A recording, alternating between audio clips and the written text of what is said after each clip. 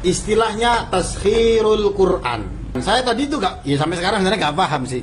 Yang dimaksud taskhirul Quran itu apa? Soalnya kalau dalam bahasa Arab taskhir itu kan luar biasa. Dalam Al-Quran subhanalladzi sakhkhara lana itu. Yeah. Alam ditundukkan untuk kita. Ini taskhirul Quran. Siapa yang mau ditundukkan? Apakah mungkin ada janda-janda yang mau ditundukkan untuk Buya Asy'ari itu? Sebenarnya taskhirul Quran itu apa sih ya? Temuan di lapangan, entah ini hipnosis yang mengatasnamakan Akhdul Lawai atau memang Akhdul Lawai itu sendiri.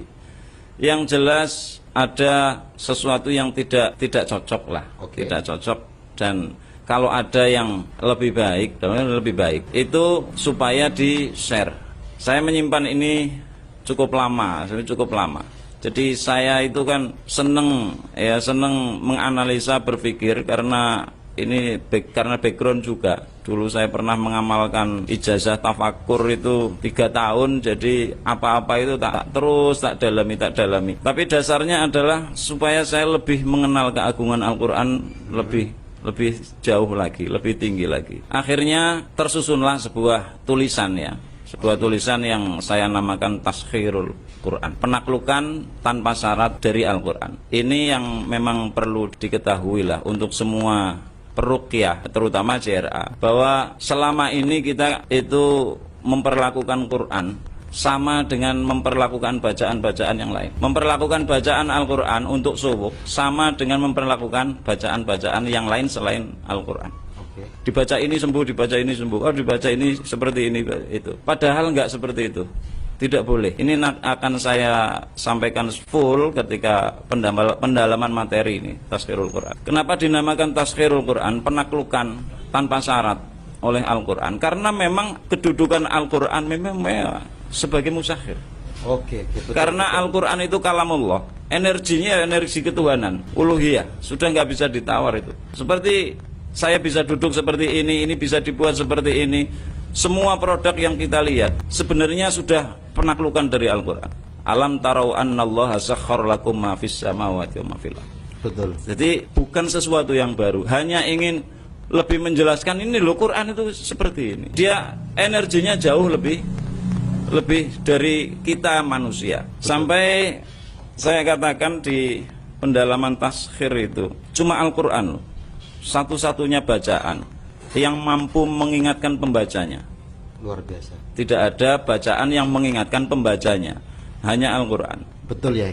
Jadi ini menarik sekali ya, teman-teman sekalian yang dirahmati Allah. Kita itu teman-teman JRA kan di mana-mana selalu ya memang bagus sih mengatakan Al-Quran adalah sebagai syifa, dia nyuwuk pakai Al-Quran dan sebagainya. Tapi kadang ya dijadikan sebagai bacaan biasa. Pokoknya ada orang sakit dibacakan, itu biasa. Tetapi ada sebenarnya yang lebih luar biasa sekali. Bagaimana menjadikan Al-Quran ini sebagai syifa, ditafakuri betul ya, dimaknai betul. Dan itu yang ditekankan oleh Gus Amak waktu saya ikut pelatihan pertama mungkin 2017 atau 2018 saya lupa. Bahwa ketika kita nyuwuk itu, meruqyah itu, ayat yang kita baca itu betul-betul connect sama Allah, Allah Ta'ala. Dan saya 2-3 minggu yang lalu ini ada ayat yang tertegun, makanya saya ngotak-ngotak handphone tadi itu. Ayat yang ketika saya membaca tertegun sekali ini.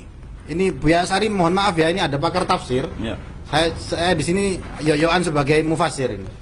Nanti bisa dicek surah An-Nahl ayat 65. Di situ Allah Ta'ala berbicara tentang bagaimana Allah menurunkan hujan ke bumi, kemudian bumi itu tumbuh berbagai macam tanaman. Itu surah An-Nahl ayat 65. Yang menarik, ketika Allah menjelaskan itu, sebelumnya yaitu surah An-Nahl ayat 64, Allah menjelaskan tentang bahwa Al-Quran diturunkan sebagai penjelas. Jadi coba logikanya, air itu saya turunkan dari langit, bisa tumbuh macam-macam. Dia sebelumnya Al-Quran itu saya turunkan sebagai penjelas, litubayyina, untuk menjelaskan dan sebagainya. Dan berkali-kali Al-Quran menegaskan Al-Quran itu adalah hudan, Al-Quran itu adalah syifa, Al-Quran itu adalah furqan. Dan ini bukan teori tok. Jadi kadang kita itu sebagai orang Islam, kadang itu ya cuma pemahaman tok. Ini hebatnya praktisi JRA ini sebagai peluang. Kita ikut, gak usah macam-macam dah yang mendakwakan Al-Quran, hafid Al-Quran, mufassir dan sebagainya. Kita cuma ke bagian satu. Ayo kita jelaskan bersama-sama ke orang-orang bahwa Al-Quran itu adalah syifaun. Kenapa? Allah yang ngasih informasi bahwa Al-Quran itu bisa digunakan sebagai wasilah pengobatan. Jadi kalau nyuwok, ojo sekedar komat kamit, fangkihu ma tobalakum minan nisa, oh, jangan kayak gitu. Tapi dihayati betul itu.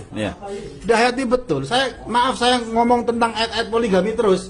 Karena melihat wajahnya Buya Asy'ari di belakang kamera ini wajah-wajah yang apa? Istri. Yang ikatan suami takut istri tadi itu.